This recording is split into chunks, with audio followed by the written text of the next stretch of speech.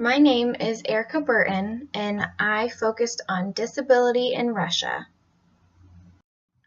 The disability of Russia is divided into three sections: the pre-Soviet Union era, the Soviet Union era, and the post-Soviet Union era. There is little information known about the lives of the disabled in the pre-Soviet Union era, but researchers believe that the disabled were not isolated. The lives of those in this era revolved around the Orthodox Church, and the Church took the caregiver role and integrated the persons with disability into the communities. Starting in the 1700s, the country became increasingly involved in the citizens' lives. Tsar Peter I started to recognize disability in a negative light. He even attempted to ban the church from helping the disabled. The Second World War was an important turning point for individuals with disability. Under Stalin, individuals with disabilities received the appropriate support and materials to live their lives. However, Stalin wanted no negative images attached to the Second World War, so the war invalids, those injured during the war, were pushed under the rug and hidden. This began the stigma and social isolation of the disabled that still lingers in Russia today. Life in the Soviet Union for an individual with disability was hard. The benefits for persons with disability were varied based on the age of onset, the type of disability, the scope of disability, and the cause of the disability.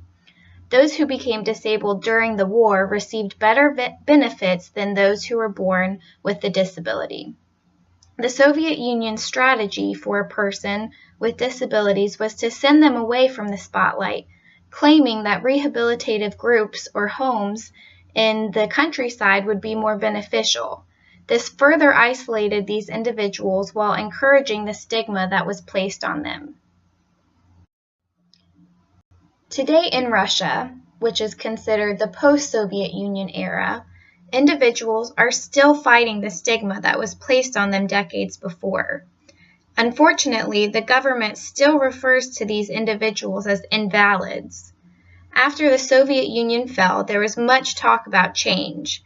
And increasingly over the year, persons with disabilities have seen small changes. The media has taken a positive role in these changes. Russia now sees more coverage on persons with disabilities. They are more visible in the communities, and they are experiencing less stigma. There has been more government support in the recent years, working towards improvements in building structures and public transportation. These changes are limited, and many individuals with disabilities still struggle to find an inclusive life. Following the Soviet Union, individuals had been so isolated that disability rights weren't formed until the late 1990s.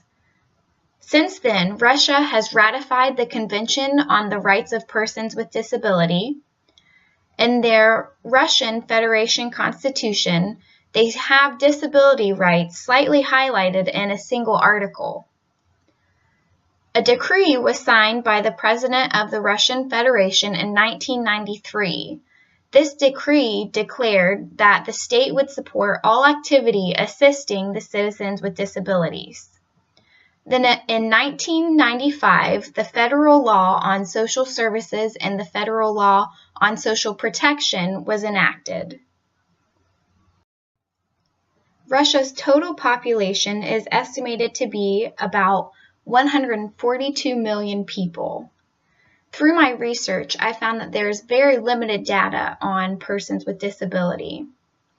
Some sources, such as the Human Rights Watch, suggest that there are approximately 13 million persons with disability in Russia. According to the Russian Federation, there are approximately 600,000 disabled children under the age of 18, and older populations, ages 50 and up, account for a large percentage of persons with disability. Through my research, I found three pressing issues in Russia. The first is declining economic growth. Russia is one of the world's top manufacturers of natural gas and oil. They've experienced large economic growth when the gas prices rose, but this growth has been falling ever since. Their reliance on energy exports for economic growth poses concerns for officials. As the world begins to stray from Russian fossil fuels, the government works to ensure the economy of Russia does not falter. The other two issues, the declining population and the healthcare crisis, will be discussed more in detail later in the presentation. The architectural landscape and transportation in Russia still lacks accessibility for persons with disability. Though the government has enacted laws to fix and further prevent these problems, change cannot take place overnight. Architectural landscape poses problems because buildings do not have ramps or working elevators. Their hallways and doors are too narrow. It was found that 60% of motor-impaired persons lack access to public transportation. There's a lack of adequately equipped stations and a shortage of accessible transportation. Over 60% of individuals with vision impairments had problems with accessibility to sports and leisure activities, as well as the required rehabilitation services that they participate in. 59 to 83% of persons with disabilities report that the level of government support is inadequate in Russia. My research suggests that the culture of Russia largely revolves around the importance of family. A lot of families in Russia are that of a nuclear family. This means that the Russian family does not just consist of mother, father, and children, but it also includes grandparents, aunts, uncles, and cousins under one roof. This Russian family dynamic demonstrates a collectivist attitude, where the family works as one and they each care for one another. Russia is widely dedicated to the Orthodox Christianity. This church is extensively influential in the lives of the Russian people. The large family dynamic and the concentration on church greatly influences perceptions and care for persons with disabilities.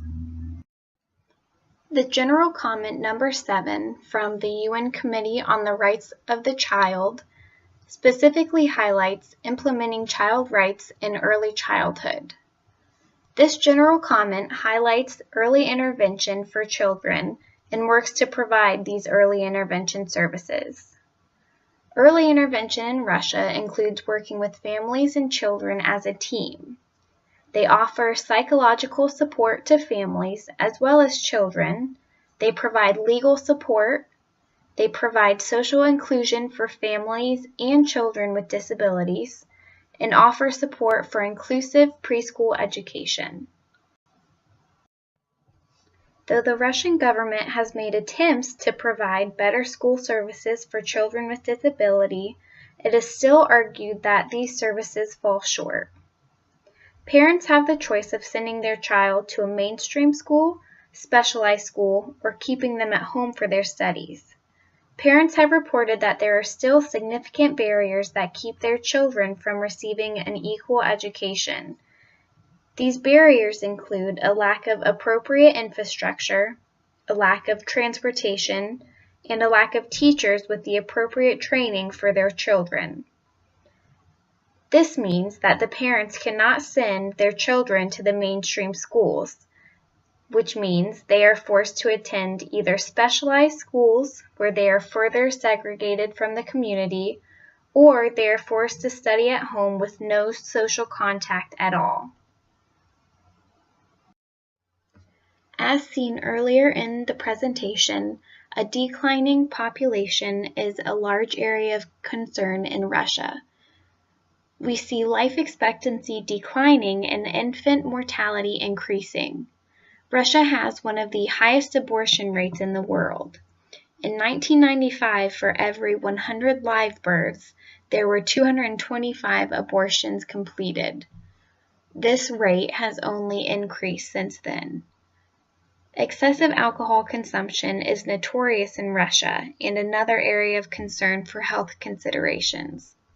It was found there was a 60% increase in death and disability due to alcohol use. Disabled war veterans account for a large percentage of persons with disability in Russia. Again, medical services are another area of concern in Russia. The healthcare system in Russia has considerably declined throughout the years. We see the system being extremely socialized and underfunded. Basic health care is free to most of the population, but the quality of care is extremely lacking.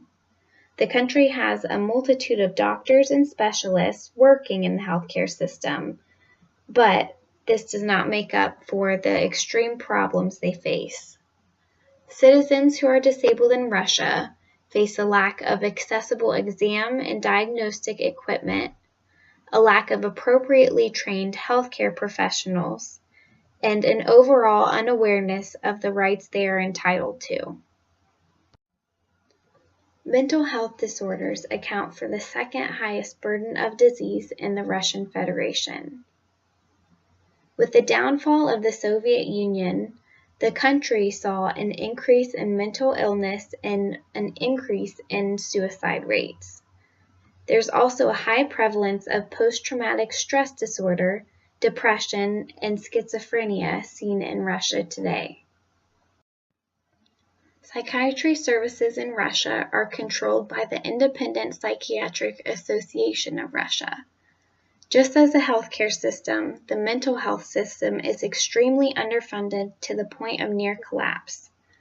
Practicing doctors report that over the years there have been little to no compliance with the law, and as a result, persons with mental disabilities are suffering. Since 2005, outpatient clinics have rapidly declined, along with the practicing psychiatrists. The inpatient clinics are found to be unsanitary and unsuitable for treatment. This means that the duration of hospitalization for inpatient care has declined, leaving patients to recidivism and persistent readmissions.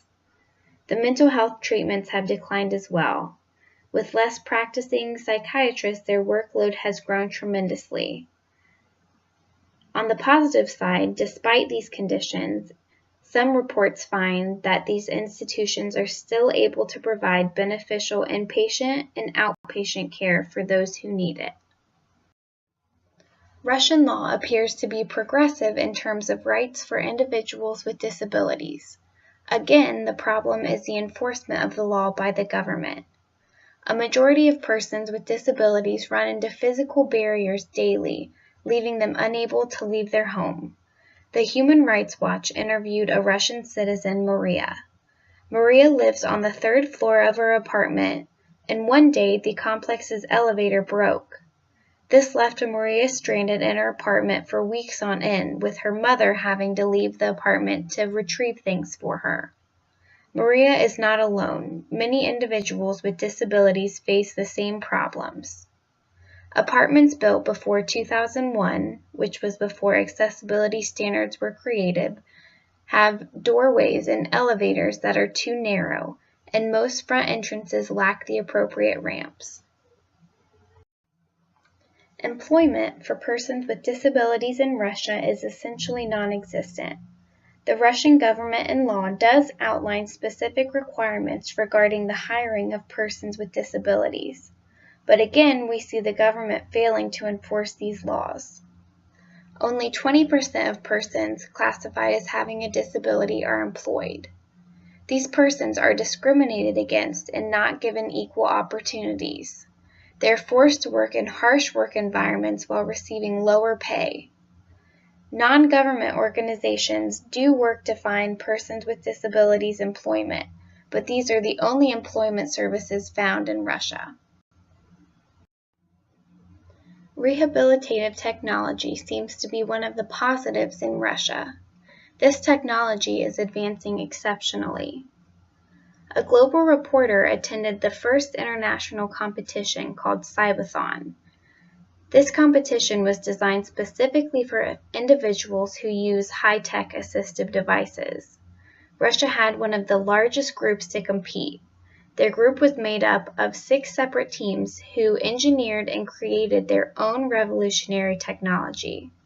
Some of their assistive devices included robotized wheelchairs, upper and lower bionic prostheses, exoskeletons, and a brain-computer interface that allows you to manipulate computers and other technology with electrical signaling from your cerebral cortex. Russia has also developed the National Technology Initiative. This was one of the key tasks of President Vladimir Putin. With this initiative, Russia hopes to predict the hardships the country will face in the upcoming years while creating assistive technology to ensure quality of life, among other things. When comparing to the Soviet Union era, the quality of life for persons with disability has improved over the years, but there is still much work to be done. There are still extreme accessibility issues which limit recreation and leisure activities for individuals with disabilities. On the positive side, in 2012, the Paralympic Games were held in Russia. This created a positive media coverage and introduces the special lift-equipped buses. Unfortunately, there is no family planning offered for families who have children with disabilities. Rather, these children are ripped away from their families and placed into special institutions. Researchers report that many parents of children with disabilities are pressured by state officials and doctors to relinquish their guardianship of their children. Those who choose to raise their children rely on insufficient resources that intensify already poor economic circumstances. Unfortunately, the rate of children placed in institutions are extremely high compared to other countries. The non-government organizations, or NGOs, working for persons with disabilities far outweigh the government agencies. Perspectiva is one of the biggest non-government organizations in Russia. This organization creates projects that focus on shifting public opinion. They create equality for the hiring of disabled persons and fight to protect the right to education, while also working to create accessible environments. I also have listed just a few of the numerous other NGO organizations that work for persons with disabilities. There are a few international organizations found. One was Perspectiva, and the other was the Canadian Centre on Disability Studies. This organization, based out of Canada, focuses on researching international disability and promoting education for these individuals. Since the Soviet Union era, which was extremely hard for persons with disability in Russia, the country has been making improvements in quality of life for these individuals. As mentioned throughout this presentation, there are some strengths of Russia in terms of persons with disabilities. There are countless individuals and organizations fighting for change. There are strong laws supporting and guaranteeing rights for persons with disability. And there is heavy focus on developing assistive technology for these persons. The challenges of the community have also been highlighted throughout this presentation. There are still negative societal perceptions, extreme constraints in physical environments, non-inclusive education, declining medical and mental health services, and underwhelming employment services. The barriers to these problems focus on faulty societal perceptions, a lack of support, and government restraint and lack of support. Thank you for listening to this presentation. I hope you've learned a lot. Here are my references.